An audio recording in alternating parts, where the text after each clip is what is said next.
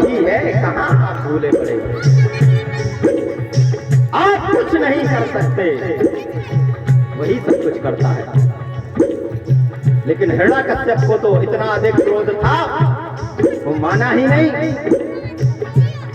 और कहा पता तेरा भगवान किधर है। प्रहलाद ने कहा महाराज वो सब जगह है, इस सृष्टि में कोई ऐसी जगह नहीं जहां बोला हो।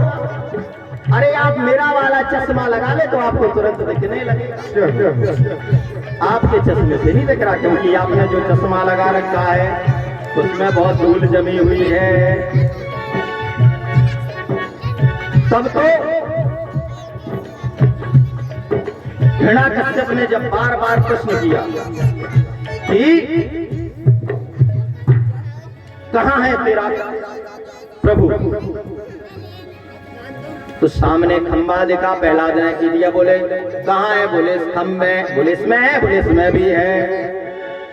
और मर्यादा रखने वाले, भक्ति लाज रखने वाले वो बाके बिहारी श्रीमन नारायण ऐसे हैं कि जहां भक्ति हाँ भगवान वहां, जहां भक्त हाँ कर देगा वहां भगवान प्रकट हो जाते हैं। और प्रहलाद ने जैसे ही कहा किसी खंभ में है और तलवार को लेकर के जैसे ही प्रहार किया कि जोर की आवाज, बगल गड़गड़ानो खंभ फाटे गड़गड़ानो, लक्ष्मो नरनार को रूपति भयानक है। गगड़ गड़गड़ावे दसन जीव लब लबावे, चितवत सरोज मानो अंग जात खानो। और नरसिंह भगवान प्रकट हो गए। बोलिए नरसिंह भगवान की जय।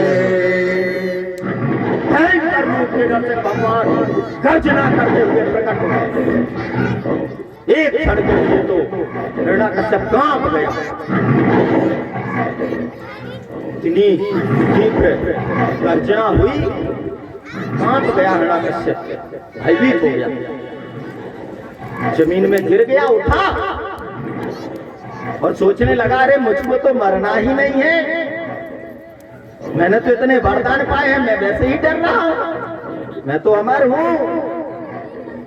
तब कुछ समयांतराल तक प्रभु ने हिरण्याकश्यप के साथ थोड़ा युद्ध किया और जैसे ही सायंकाल का समय होने लगा तो बीच देहरी में बैठ करके दोनों जंघाओं के ऊपर लिटा करके हिरण्याकश्यप को, और जैसे ही उसका उदर विदीर्ण करने लगे कि हिरण्याकश्यप ने कहा सुनिए, अरे मुझको ब्रह्मा जी का वरदान है, मैं मरूंगा नहीं। तो नरसिंह भगवान ने कहा कैसा वरदान है, बोल बता जल्दी से। बोले मैं ना दिन में मरूंगा ना रात में। हिरण्याकश्यप ने जी कहा कि ये शाम का समय है, ना दिन है ना रात है, इसलिए शाम के समय देहरी में बैठने को मना करते हैं। अरे नहीं और वरदान है, क्या है? मैं 12 महीनों में ना मरूं तो इसीलिए तेरे लिए लोन का महीना बनाया हुआ है। अरे मैं ऊपर मरूं ना नीचे, तो ये जंघाओं पे बैठा रखा है, ना धरती में है ना आकाश में, ये बेंच लगा दिए ना तेरे लिए, यहीं से ऑपरेशन करेंगे। मैं अस्त्र से ना शस्त्र से, तो सुन ना ये अस्त्र हैं, बड़े बड़े नाखून हैं, आधे सिंह है, नर सिंह, आधे नर हैं और आधे सिंह हैं। ना मैं मनुष्य से मरूंगा, ना देवताओं से, ना पशुओं से, तो ना हम मनुष्य हैं ना पशु हैं, नरसिंह हैं। अरे मैंने तो वो भी वरदान मांगा है कि मैं ब्रह्मा की बनाई सृष्टि से ना मरूं।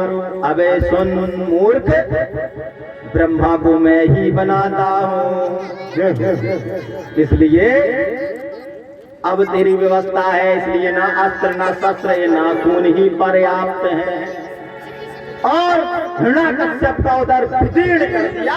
हिरण्याकश्यप का जैसे ही उधर विलीन किया और अंतड़ियों को निकाल करके माला की तरह पहन लिया। और ऐसे रोज रूप को देख करके तो अब जब हिरण्यकश्यप का श्रृंगार हुआ, देवता लोग आ गए, धुंधिया बजने लगी, फूल बरसाने लगे, लेकिन कोई भी सामने जाने की हिम्मत नहीं करता, इतना भयंकर रूप है। अब इनसे कौन मिले, सबको भय लगा, दूर ही सब खड़े हैं। बोले क्या करो, जो कोई जाता है और जैसे ही उनकी आंखें तेज इस स्वरूप को देखता है डर जाता है। क्या किया जाए महाराज? एक काम किया जाए। देवताओं ने विचार किया, श्रीमान जी कितने भी गुस्सा हो, श्रीमती जी को सामने कर दो तो सारी गुस्सा ठंडी हो जाती है। बोले कंट्रोल पावर लो। लक्ष्मी जी के पास गए, बोले देवी जी बताओ क्या हो गया? बोले आज आपके श्रीमान जी पति देव जी बहुत गुस्सा में हैं। कैसी बात करते हो? वो तो शांताकारम भुजग शयनम है। अरे वो तो बहुत शांत रहने वाले शांताकारम है। आज तो वो देवी जी कहीं से शांताकारम नहीं है। अच्छा आप ही चल के थोड़ा उन्हें मना लो। देवता लोग बड़े चतुर हैं, जहां काम बना वहां से व्यवस्था कर। लक्ष्मी माता जी बढ़िया आरती सजा करके आए और जैसे पहले चरणों में आरती की, कोई बात नहीं, और जैसे ही सिर के ऊपर ले गए कि ऊपर सिर उठाया और जोर से दहाड़ लगाई तो उन्होंने तो थाली आली फेंक के दैया मैया कर दे बागी। बोले हे भगवान, ऐसे ऐसा रूप अश्रुतम अदृश्य, ना सुना ना देखा। ऐसा रूप तो ना मैंने कभी सुना था ना देखा था। ऐसा विकराल रूप तो हे भगवान सुना भी नहीं ना देखा इस प्रकार का रूप। अब सब परेशान, श्रीमती जी की भी दवाई काम नहीं कर रही है। अब क्या करें? यहाँ पर भगवान ने बताया है कि जब परमात्मा को आप चाहें कि परमात्मा की कृपा हो तो सभी लोग परेशान हैं। विचार किया और प्रहलाद जी को समझा करके भेजा। प्रहलाद जी ने जैसे ही चरणों में निवेदन किया कि नरसिंह भगवान ने तो अपने उठा करके कर कमलों से गोदी में बिठा लिया, एक हाथ सिर पर रख लिया, दुलार करने लगे। सारे देवता स्तुति गाने लगे, अर्थात प्रभु भक्तों के बस में है। प्रहलाद से हिरण्यकश्यप के वध और इतनी प्रताड़नाएं जो दी हैं, तो भगवान ने कहा मैं क्षमा चाहता हूं प्रहलाद, मेरे नाम के कारण, मेरे भक्ति के कारण तुमको बहुत कष्ट हुआ, मुझको आने में विलंब हो गया। और इस प्रकार प्रहलाद को दुलार करने लगे। प्रहलाद ने कहा प्रभु आपने जो दुलार मुझको दिया वो ब्रह्मा जी से लेकर के किसी को प्राप्त नहीं हुआ, अपनी प्राण प्रिया को भी नहीं दिया।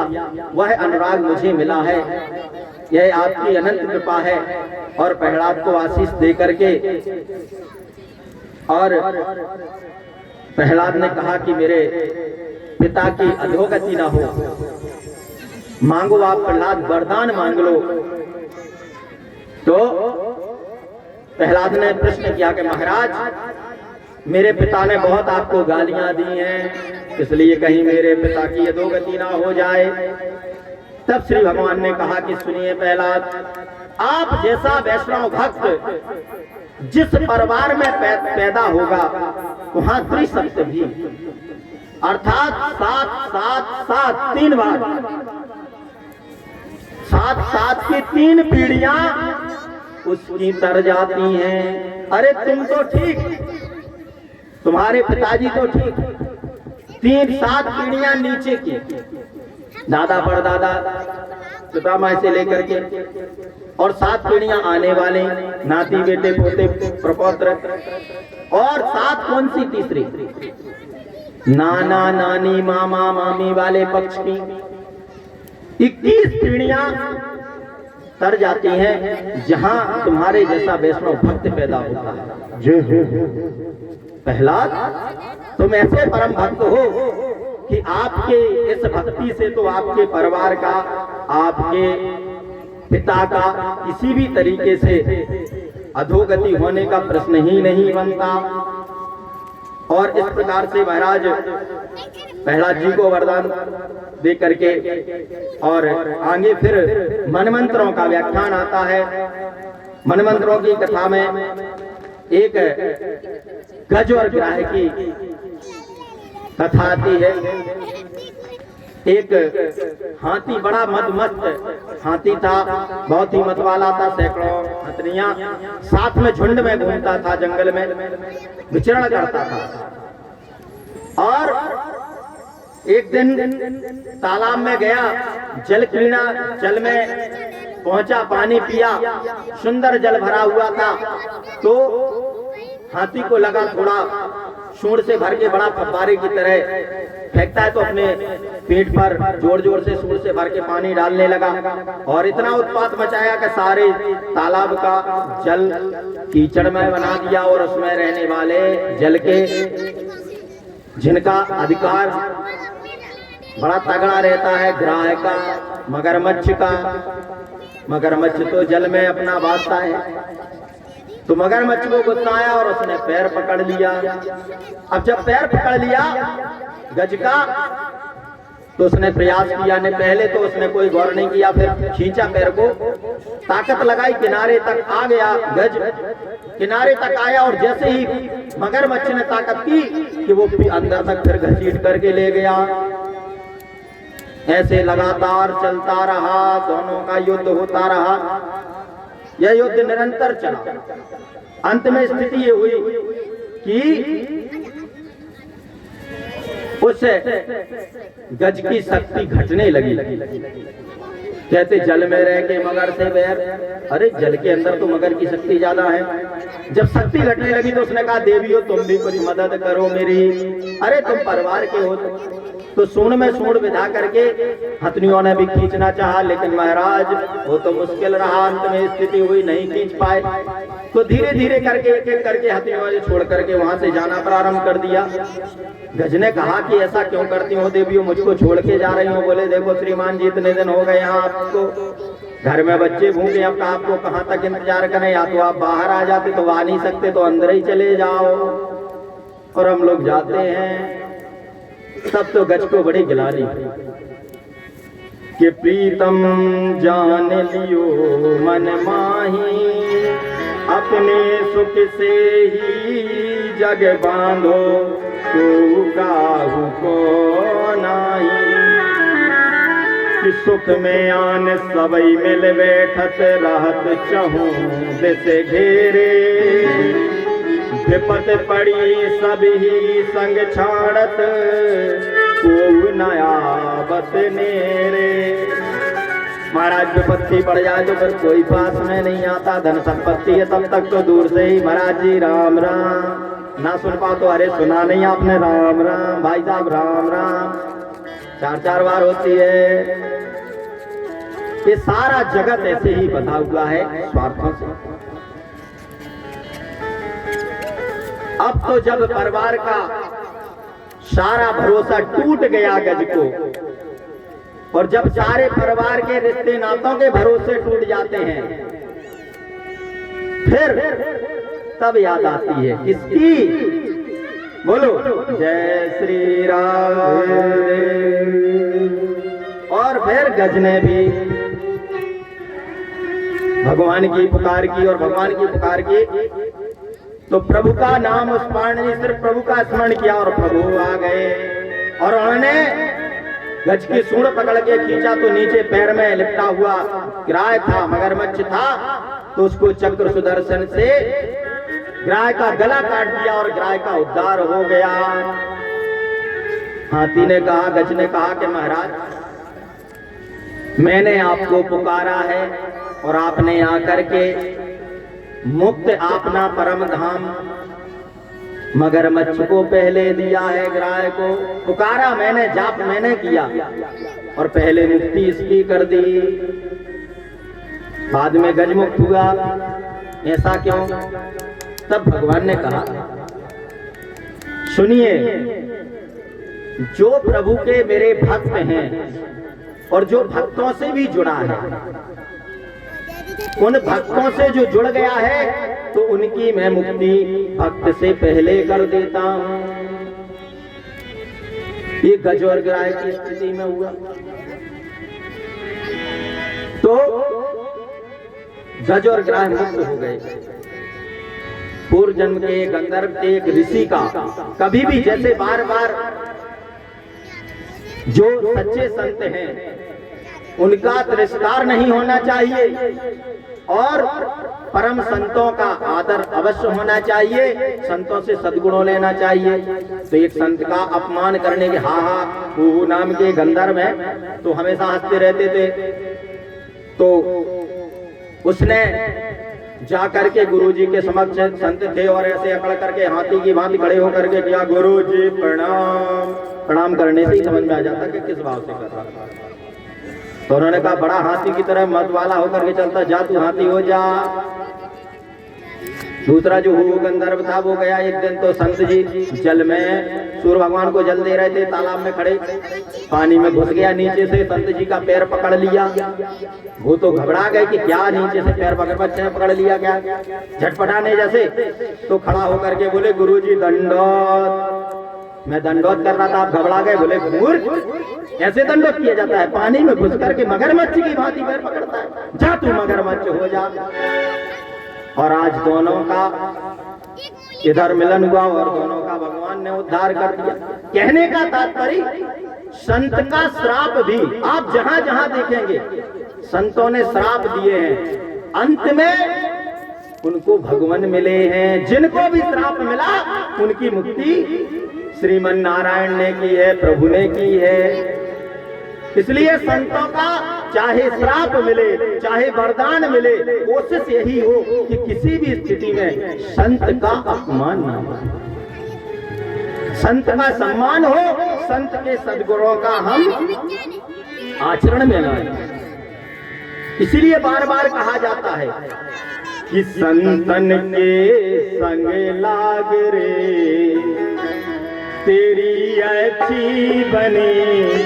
संतन के संग लाग रे, तेरी अच्छी बनेगी। संत के संग लाग रे, तेरी अच्छी बनेगी। अच्छी बनेगी तेरी, अच्छी बनेगी, अच्छी बनेगी तेरी, अच्छी बनेगी, बिगड़ी बनेगी तेरी, अच्छी बनेगी, अच्छी बनेगी तेरी, बिगड़ी बनेगी। मिट जाएंगे पाप रे, तेरी अच्छी बनेगी। मिट जाएंगे पाप रे, तेरी अच्छी बनेगी।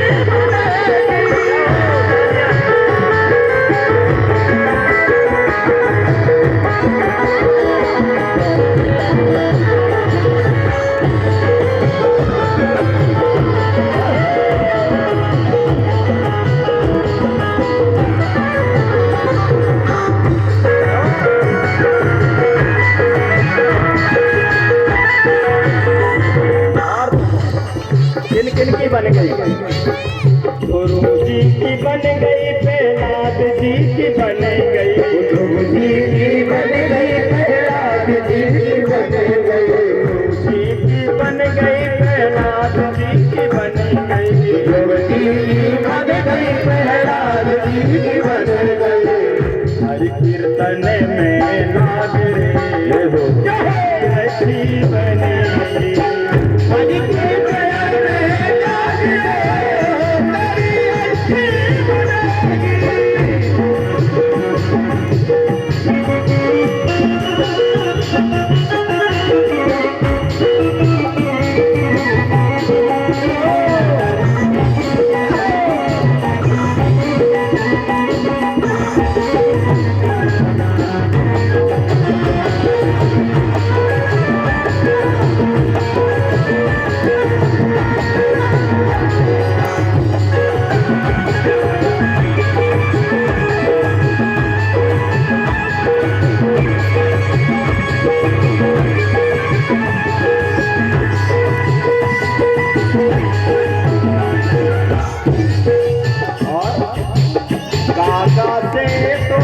हंस बनावे, धागा से तोहे हंस बनावे, हंस बनावे, हंस बनावे, हंस बनावे, हंस बनावे, धागा से तोहे हंस बनावे, धागा से तोहे हंस बनावे।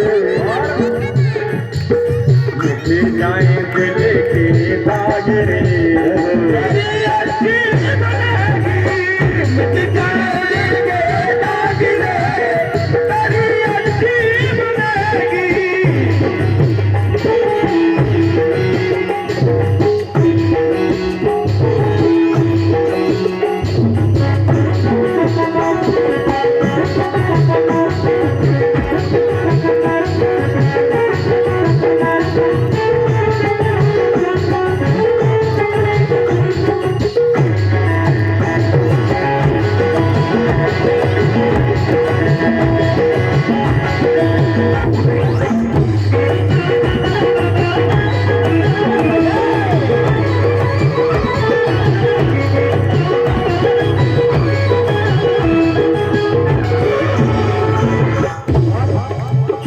संतों से क्या मिलेगा?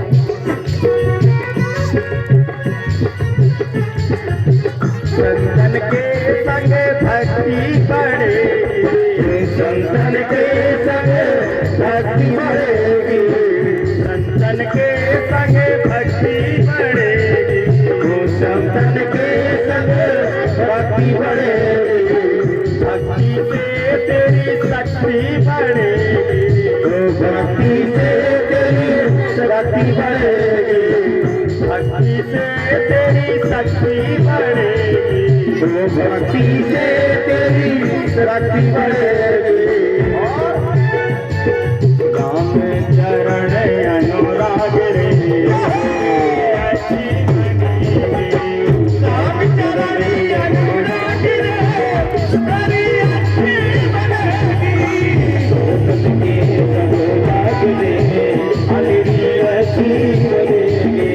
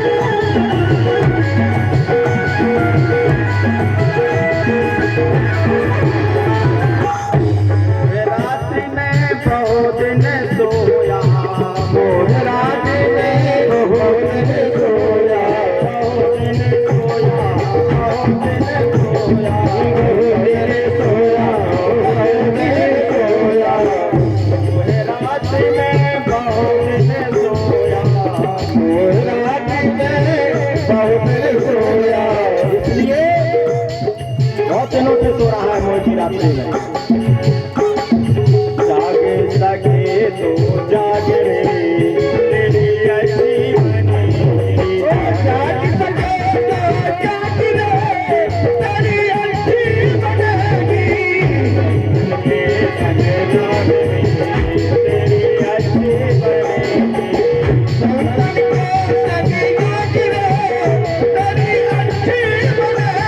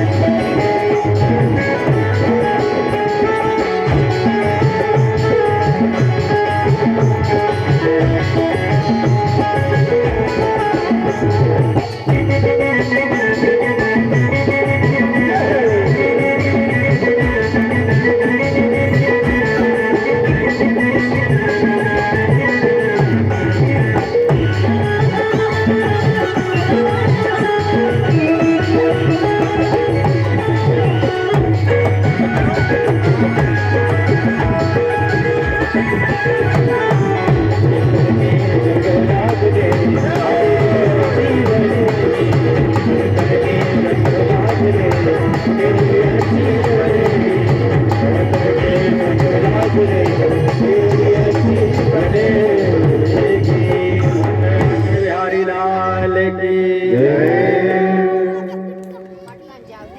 इस प्रकार से महाराज इन दासों का, प्रभु भक्तों का कल्याण हुआ और आगे दुर्वासा जी द्वारा इंद्र को श्राप हुआ, देवता श्रीहीन हुए और भगवान के पास गए।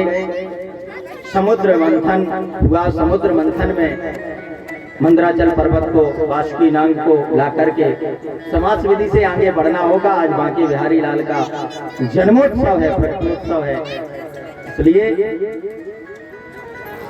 और उस समुद्र मंथन से सर्वप्रथम विष निकला,